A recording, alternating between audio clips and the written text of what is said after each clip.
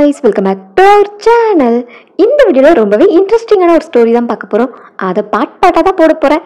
So miss பண்ணாம எல்லா வீடியோஸையும் பார்க்கணும்னா நம்ம சேனலை சப்ஸ்கிரைப் பண்ணிக்கோங்க. அப்புறம் இந்த வீடியோக்கு ஒரு லைக் போட்டு வந்துருங்க. வாங்க ஸ்டோரிக்குள்ள போலாம். ஓப்பனிங் சீன்ல ஹீரோயினை காமிக்கிறாங்க. என்ன இது மேன் ஆச்சுன்னு கேட்டா அவன் தான் நம்ம ஸ்டோரியோட ஹீரோயின். ஹீரோயினோட அம்மா அவளுக்கு கால் பண்ணி உன்னோட பிரதர் சடனாக காணாமல் போயிட்டான். அவன் மிஸ்டர் வுட்டுக்கு $5 million பே பண்ண வேண்டியது இருக்கு. ஸோ கடன் வாங்கிட்டு காணாமல் போயிட்டான். 2 பேரும் ஒரே மாதிரி தானே இருக்கீங்க. ஸோ உன்னை யாரும் அடையாளம் கண்டுபிடிக்க மாட்டாங்க. நீ போய் மிஸ்டர் வுட்டுக்கிட்ட மணி ரீபே பண்ணுறதுக்கு கொஞ்சம் டைம் கேட்டு வா அப்படிங்கிற மாதிரி அம்மா சொல்கிறாங்க. அம்மா இதான் லாஸ்ட் டைம். மிஸ்டர் வுட்டு மட்டும் இதுக்கு சம்மதிக்கலன்னா நானே போலீஸில் கம்ப்ளைண்ட் கொடுத்துருவேன் அவனை கண்டுபிடிக்க சொல்லி அப்படின்னு சொல்லிட்டு இப்போ ஹீரோயினும் பிரதர் மாதிரி காஸ்டியூம் போட்டு ஹோட்டலுக்கு போகிறான். மிஸ்டர் வுட்டை கூப்பிட்டுக்கிட்டே போனால் அங்கே யாருமே சத்தம் தரல. ரூம்குள்ளே போய் பார்த்தா பாத்ரூம்குள்ளே யாரோ குளிச்சிட்டு இருக்காங்க. ஸோ மிஸ்டர் வுட், நான் மார்க்கோ வந்திருக்கேன். ஆக்சுவலி உங்கள் $5 million என்னால் இப்போ பே பண்ண முடியாது.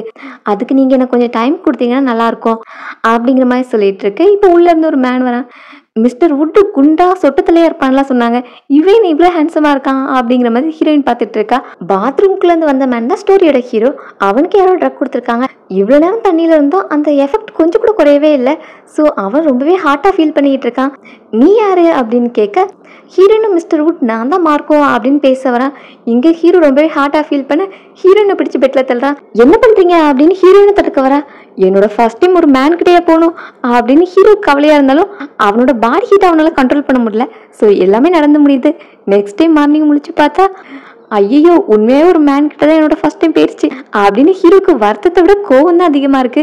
ஹீரோயின் நேற்று நடந்த சம்பவத்துக்காக $5 million கழிக்க சொல்றா. என்னோட ஃபர்ஸ்ட் டைம் $5 million தான் ஒருத்தா அப்படிங்கிற மாதிரி ஹீரோ கோவமா இருக்கான். நீங்க மட்டும் கழிக்கலன்னு நான் போலீஸ் கால் பண்ணிடுவேன் அப்படிங்கிற மாதிரி ஹீரோயின் மிரட்டிட்டு இருக்கா. இப்போ ஹீரோட அசிஸ்டன்ட் வந்து சாரி மிஸ்டர் ஹூக், நான் லேட்டாக வந்துட்டேன் அப்படிங்கிற மாதிரி சொல்லிக்கிட்டு இருக்கான். என்ன ஹூக்கா, அப்போ நீங்க மிஸ்டர் வுட் இல்லையா அப்படிங்கிற மாதிரி ஹீரோயின் ஷாக் ஆகிட்டு கேட்குறா. ஆமா, என்னோட நேம் ஜேம்ஸ் ஹூக் அப்படின்னு சொல்ல இவனா ஹூக் ஃபேமிலினா சிட்டிலேயே ரிச்சஸ்டான ஃபேமிலி, அவங்களோட பேரனா இவன் அப்படின்னு ஹீரோயினுக்கு பயம் வந்துடுது. சாரி நான் தப்பான ரூமுக்கு வந்துட்டேன் அப்படின்னு சொல்லிட்டு ஹீரோயின் அங்கே வந்து ஓடுறா. என்னடா பார்த்துட்டு இருக்கீங்க, போய் பிடிங்க அப்படின்னு சொல்ல இப்போ அவங்களும் ஓடி போகிறாங்க. அதுக்குள்ளே ஹீரோயின் அங்குள்ள ஒர்க்கர் காஸ்டியூமை மாற்றி போட்டு அங்கேருந்து போகிறதுக்கு பிளான் பண்ணிக்கிட்டு இருக்கா.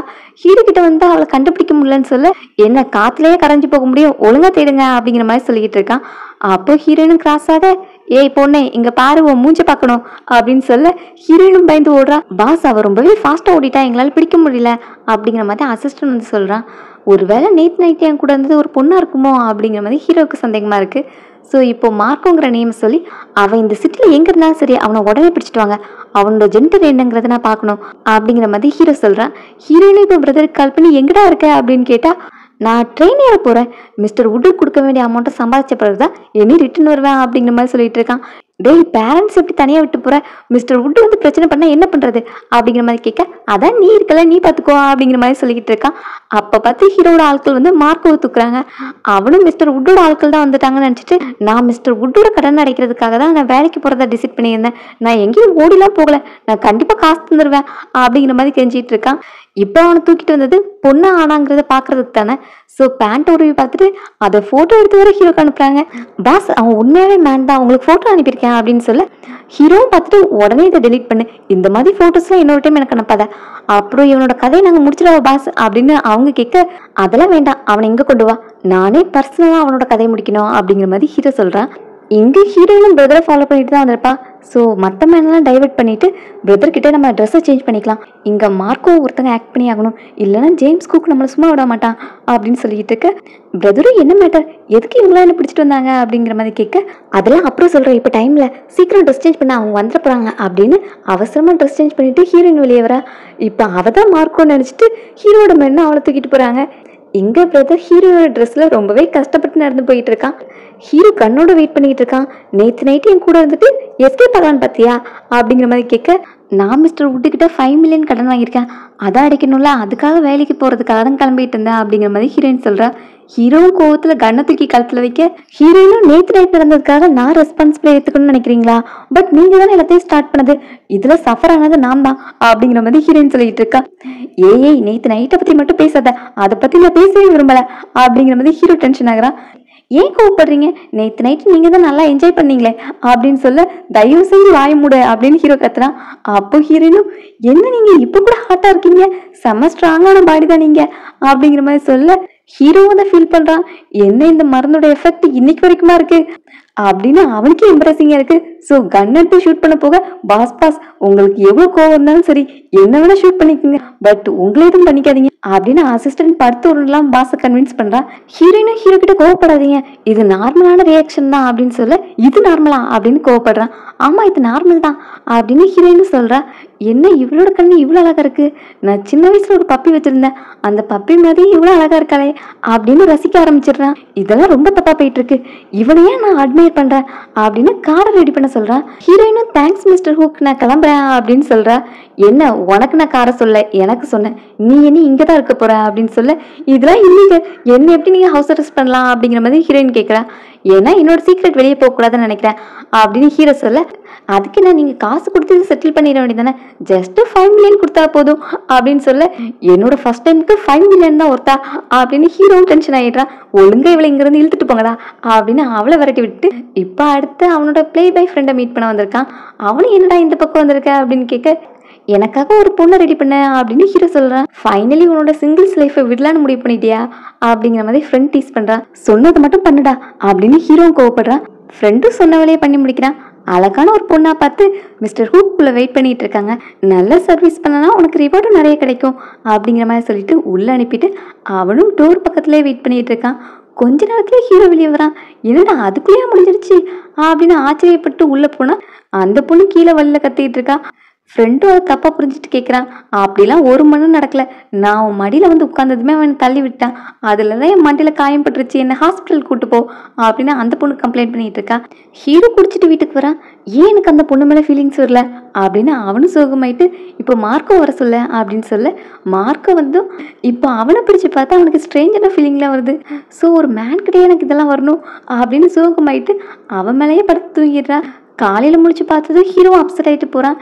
இங்கே ஹீரோயின் நல்ல வேலை எதுவும் நடக்கல, ஒருவேளை நான் பொண்ணுன்னு தெரிஞ்சா அவன் கதையை முடிச்சிருவான் அப்படின்னு பயத்துல இருக்கா. அப்புறம் பிரேக்ஃபாஸ்ட் சாப்பிடும்போது என்னை எப்போ வீட்டுக்கு அனுப்பலான்னு இருக்கீங்க அப்படிங்கிற மாதிரி ஹீரோயின் கேட்குறா. நீ எப்பவுமே இங்கதான் இருக்க போற அப்படின்னு சொல்ல, ஹீரோயினும் கோவமா கிளம்புறா. வெயிட் பண்ண அப்படின்னு தண்ணி தூக்கி தரையில ஊத்திட்டு இதை தொட அப்படின்னு பக்கத்துல கூப்பிடுறான். ஹீரோயின் பக்கத்துல வந்ததுமே அவனோட பாடியில ரியாக்ஷன்லாம் தெரியுது. அப்போ ஒரு மேன் கிட்ட தான் எனக்கு ஃபீலிங்ஸ் இருக்கா அப்படின்னு ஹீரோ கூப்பிடுறான். என்னாச்சு அப்படின்னு ஹீரோயின் பக்கத்துல வர, பக்கத்துல மட்டும் வராத அப்படின்னு கத்தி காமிக்க, ஏன் உங்க ஃபேஸ்லாம் ரெட்டா இருக்கு, உங்களுக்கு ஃபீவரா அப்படின்னு தொட்டு பாக்குறா. எனக்கு ஒன்றும் இல்லை, நீ தான் நீ செடியூஸ் பண்ற அப்படிங்கிற மாதிரி சொல்லிட்டு ஃப்ரிட்ஜ்ல இருந்து கோல்டு வாட்டர் எடுத்து தலையில ஊத்துறான்.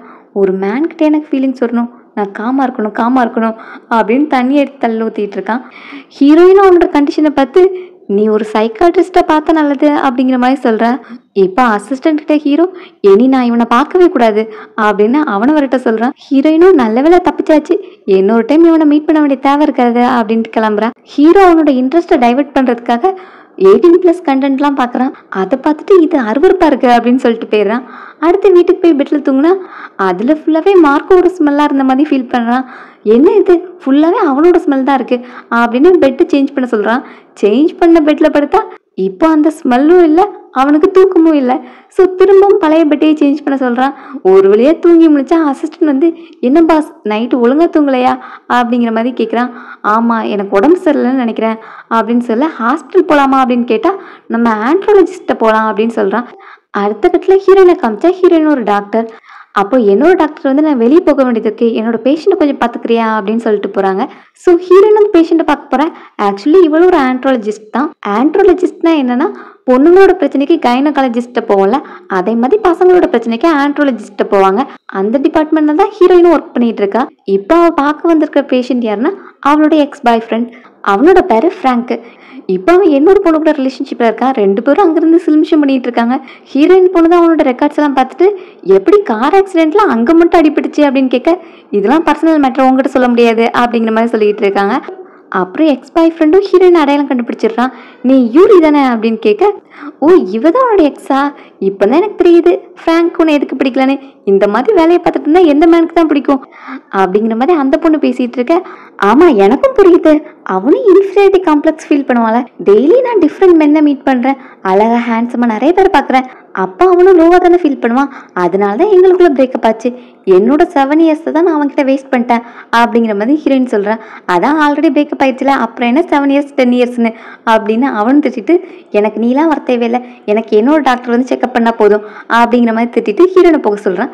சரி உன்னோட விருப்பம் அப்படின்னு ஹீரோயினை இப்போ தன்னோட ரூமுக்கு போனால் அங்கே ஹீரோ பேஷண்ட்டில் வந்து உட்காந்துட்டு இருக்கான். ஜேம்ஸ் உட்காந்துருக்கான். என்னோட ஃபேஸ் அவன் பார்த்துடக்கூடாது அப்படின்னு ஹீரோயினும் மாஸ்க் கூட வந்து உட்கார்றா.